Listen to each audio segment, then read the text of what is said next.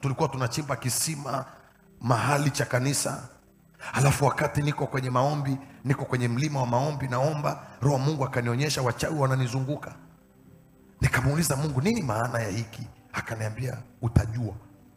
Niliposhtuka kwenye yale maono, Roho Mungu akaniambia kawaulize wale waliokuwa wanachimba, uliowapa kazi ya kuchimba kisima. Nikawafuata wale watu waliokuwa wanachimba kisima, nikawaambia habari zenu bwana. Akaniambia mchungaji, nimewahi kufanya kazi lakini ya kwako ni nzito. Nikamuuliza unamaanisha nini? Akaanza kuniambia namna ambavyo ni mchawi aliyekobuhu. Ananiambia nikikanyaga, kwa sababu kule kwenye mlima wa maombi kuna mahali unapita kwenye toba ndio unaanza kuingia kwenye tenti. Anasema tukisogea hapo kwenye sehemu ya toba napigwa shoti. Mimi naomba sasa hivi vifaa vyangu vyote mniwekee huku nje. Kwani mchungaji hujui mimi ni mchawi bana? Halafu ananiambia wazi, ananiambia maji tukichimba. Kwa nini nimekuwa mchawi? Nimerisishwa tangu niko darasa la pili. Bibi yangu ni Concord. Yeye huyo jamaa ananiambia amefuga machatu zaidi ya 7 ya mazito. Serikali inatambua anayo.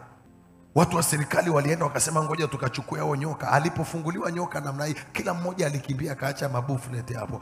They ran. Alienda mahali akakutana na mhubiri barabarani, Yesu anaponya, Yesu anaokoa. Unasemaje jamani, njooni kuna kitu kimenitesa muda mrefu nataka niokoke. Wakamuongoza sala ya toba, wakamuingiza hadi kwenye kisima. Anaambia wakanibatiza na kwenye kisima wakaniingiza. Nikamwambia sasa twendeni nyumbani, mkiweza kuondoa kile kitu pale nyumbani mimi nimeokoka. Wakawachukua wainjilisti, wameshika Biblia nzito wanaenda. Wainjilisti wako tu wasema Yesu anaweza, but they don't have a revelation about what kind of God they carry. Wakafika, jamaa kaenda akavuta lile, umefahamu nyanya huwa zinawekwa kwenye nini kabla, siongelei tenga. Kuna kitu kimoja huwa kinagongewa mbao hivi, kitalu fulani, akaenda akakivuta. Halafu akaifungua nyoka ikapanda namna hii, ikafanya wainjilisi waliacha Biblia wakaondoka. They ran. Anasema walikimbia na hawajawahi kurudi tena kumfuatilia muongofu wao. Ananipa story mwenyewe. Ananiambia tukichimba maji, kuna maeneo tunaenda kuchimba maji, tunakutana na mwamba, maji hayatoki, tunapiga matako tu namna hii, maji yanatoka fa. Una enjoy maji. Halafu ujue unachokunywa ni nini. Ulimwengu wa roho ni kitu cha ajabu mno.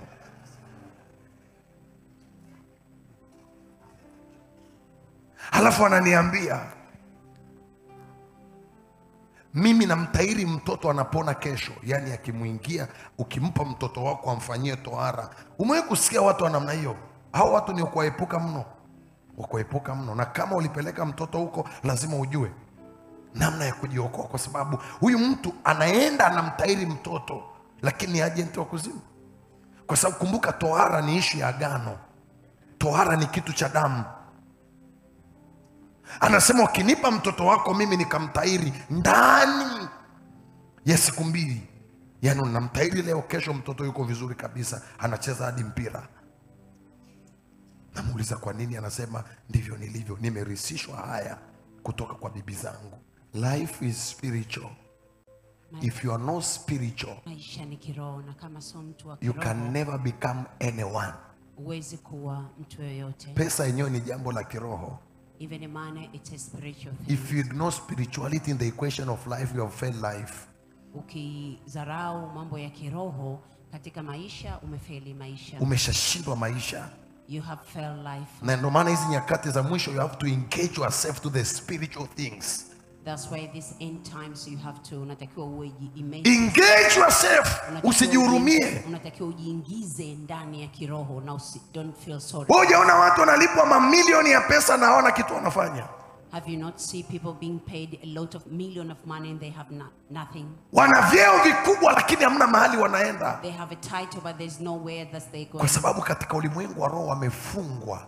Because in the spiritual realm they're being born. Hawajui maisha ni kitu cha kiroho. They don't know life, it's spiritual. So mtoto anaanza tangu siku ya kutungwa mimba, maisha ya tumboni. Kuna watu wengi nimewafungua, mapepo yanasema tulimvaa toka tumboni kwa mama yake. Hivi umewahi kusikia nikiombea watu hapa mapepo yanasema toka tumboni kwa mama yake tulimvaa? Halafu kuna maisha siku ya kuzaliwa. Sasa walipoenda wakamchukua yule dada wakampeleka kwa mganga wa kienyeji. Yule mganga akawaambia nazalisha kwa shilingi 1,500,000 miaka hiyo. Akawaambia wale watu, mimi jamani nina nusu tu. Akawaambia kwa hiyo nusu nitakusaidia, lakini kama ni ana mapacha uhakikisha kwamba. Akaenda mganga akafanya uchawi kwenye kiringe. Yule mama akajifungua mtoto wa kwanza kiringeni. Ulizaliwa wapi ni kitu cha muhimu sana. Akazaliwa pale. Akawa kuna mtoto wa pili anatakiwa azaliwe. Mganga anasema siwezi kuzalisha mpaka umalize hela yangu. Mama anatapatapa pale, watu wanafanyeje? Jamaa akatoka kwenda kutafuta sasa pesa kwa ajili ya kuja kuzalisha. Ili anafika njiani na mnaye anakutana na wainjilisti. Wainjilisti wanamhubiria injili, anamwambia mimi mke wangu kule yuko kwa mganga ashazaa mtoto mmoja, huyu mwingine mganga amesema mpaka nipeleke hela. Wainjilisti wakamwambia nenda kachukue mke wako, kachukue na mtoto, tuletee hapa, mke atazaa. Kwa hiyo wakakimbia, akaenda akachukua yule mwanamke katika ile hali ya kuzaa, wakabeba. Kwa hiyo umeamua nisizalishe. Wakampeleka mpaka kanisani, akaombewa, akazaliwa mtoto wa pili. Mtoto wa kwanza akazaliwa kwenye kiringe, mtoto wa pili kazaliwa kanisani. Wakaishi, wakafika kuwa watu wakubwa na wote ni wanawake. Wewe unaweza kufikiri na hadisia kitu cha uongo. Kuna watu mko hapa mmezaliwa njia panda na ndio maana maisha yenu yako njia panda. Kuna watu mko hapa mmezaliwa barabarani na ndio maisha yenu hayafiki mwisho. Unasema unaongea vitu visivyo na maana. Yesu mwenyewe aliandaliwa azaliwe kwenye hori la ng'ombe kwa sababu fulani.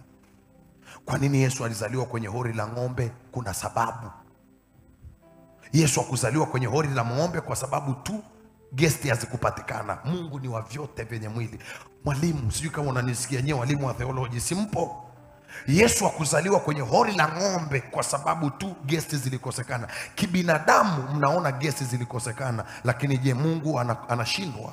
Mungu angeamua Yesu azaliwe popote pa utukufu angezaliwa, lakini anazaliwa kwenye hori la ng'ombe kwa ajili ya aina fulani ya meseji inayotakiwa kutumwa. Kwa hiyo kwa tafsiri nyingine, kama Yesu alizaliwa kwenye hori la ng'ombe na maisha yake yalikuwa na ujumbe fulani, ndivyo ilivyo popote utakapozaliwa, maisha yako yatakuwa na ujumbe. Si tu mahali ulipozaliwa, issue ni nani pia anakupokea. Hapo ndo kuna hatari nyingine. The issue is not being born, who receiving, that is another dangerous. Wakati watoto wangu wanazaliwa, while my children are being born, Mungu alinielekeza wakazaliwe wapi. God gave me instruction which hospital they should go. Na akaniambia kwa nini wazaliwe wanapozaliwa. And he told me why they should be being born in that place where they are. Nani anampokea mtoto? Who received that child? Na anapompokea mtoto anatamka neno lipi? Mdomoni na moyoni. Kwa sababu matamko sio kitu cha mdomo, matamko ni kitu cha moyoni. Mtu anaweza akapokea mtoto na naye akasema wow, ni mzuri, lakini uko ndani anasema amemkataa from receiving it. Anyway, mimi nichotaka nikuonyesha kwamba maisha yako, si umeambiwa na miaka 10, ni miaka 10 na miezi 9. Ndicho ninachomaanisha hapa. Kwani huwa mnahesabu kuanzia akizaliwa au kuanzia miezi 9?